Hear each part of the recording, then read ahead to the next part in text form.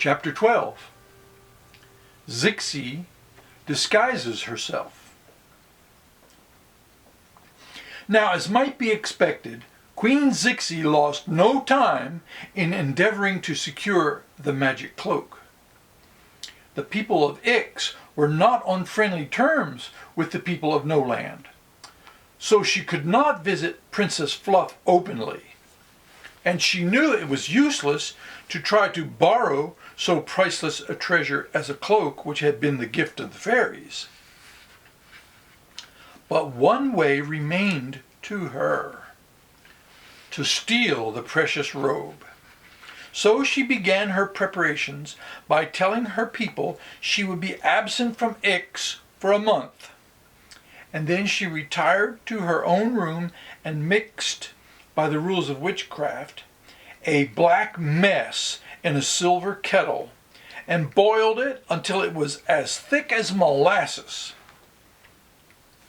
Of this inky mixture she swallowed 2 teaspoonfuls every hour for 6 hours, muttering an incantation each time.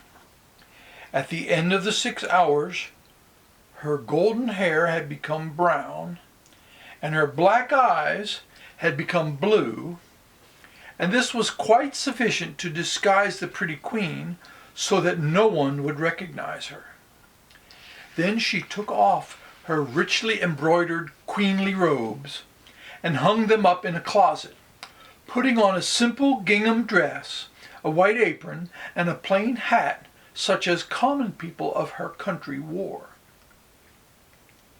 When these preparations had been made, Zixi slipped out the back door of the palace and walked through the city to the forest. And although she met many people, no one suspected that she was the queen. It was rough walking in the forest, but she got through at last and reached the bank of the river. Here a fisherman was found who consented to ferry her across in his boat. And afterward, Zixi climbed the high mountain and came down the other side into the kingdom of Noland. She rented a neat little cottage just at the north gateway of the city of Nole, and by the next morning there was a sign over the doorway which announced, Miss Trust's Academy of Witchery for Young Ladies. Then Zixi had printed on green paper a lot of handbills which read as follows: Miss Trust, a pupil of the celebrated Professor Hatrack of Hooktown on the Creek, is now located at Woodbine Villa, North Gateway of Nole, and is prepared to teach the young ladies of this city the arts of witchcraft, according to the most modern and approved methods. Terms moderate. References required. These handbills she hired a little boy to carry to all the aristocratic houses in Nole, and to leave one on each doorstep. Several were left on the different doorsteps of the palace, and one of these came to the notice of Princess Fluff. "How funny!" she exclaimed on reading it. "I'll go and take all my 8 maids with me. It will be no end of fun to learn to be a witch." Many other people in Nole applied for instruction in Miss Trust's academy, but Zixi told them all she had no vacancies. When, however, Fluff and her maids arrived, she welcomed them with the utmost cordiality and consented to give them their first lesson at once. When she had seated them in her parlor, Zixi said, "If you wish to be a witch, you must speak an incantation. You must, with deliberation, say, 'The Wen of Y is witch.'" "What does that mean?" asked Fluff. "No one knows," answered Zixi, "and therefore it is a fine incantation. Now all the class will please repeat after me the following words: a rigmarole, a rigamaree, Jiggernut joggernit, Q-jiggeree, simmerkin, sammerkin, simmergaroo, zillipop, zellipop, lollipop loo. They tried to do this, but their tongues stumbled constantly over the syllables, and one of the maids began to laugh. "Stop laughing, please," cried Zixi, rapping her ruler on the table. "This is no laughing matter. I assure you, young ladies, the science of witchcraft is a solemn and serious study, and I cannot teach it unless you behave." "But what's it all about?" asked Fluff. "I'll explain what it's about tomorrow," said Zixi, with dignity.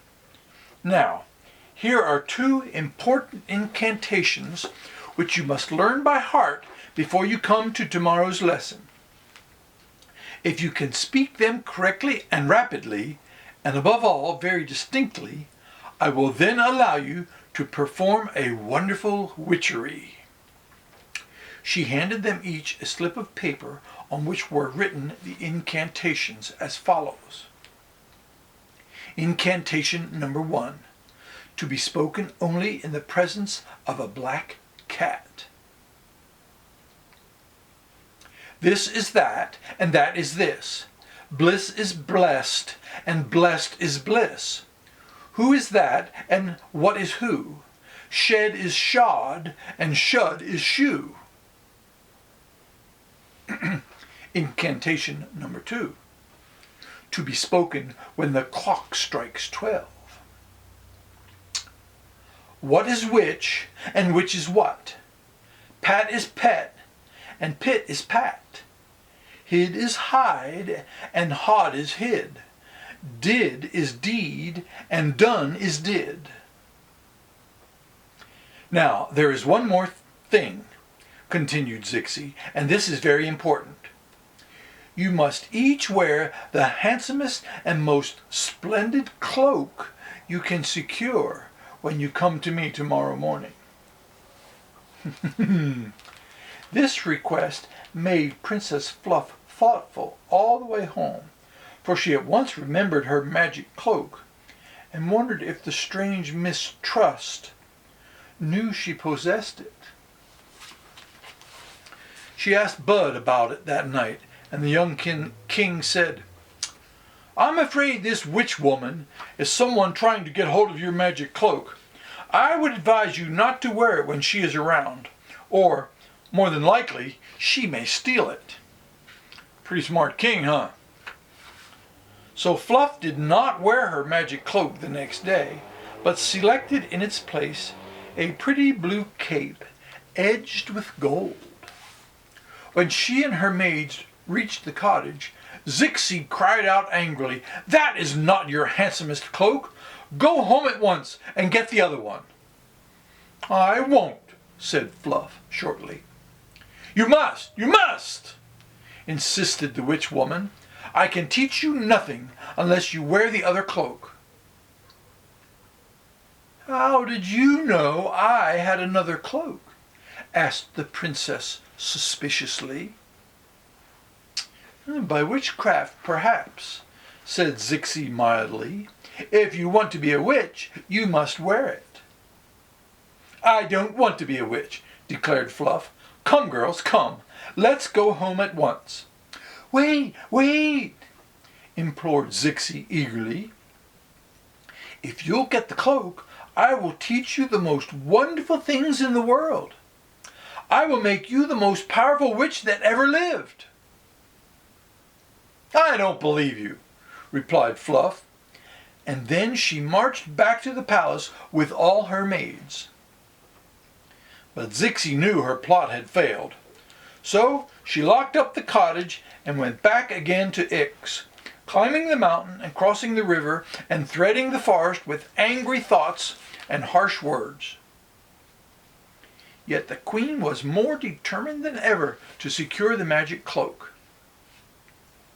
As soon as she had re-entered her palace, and by more incantations had again transformed her hair to yellow and her eyes to black, and dressed herself in her royal robes, she summoned her generals and counselors and told them to make ready to war upon the kingdom of Noland.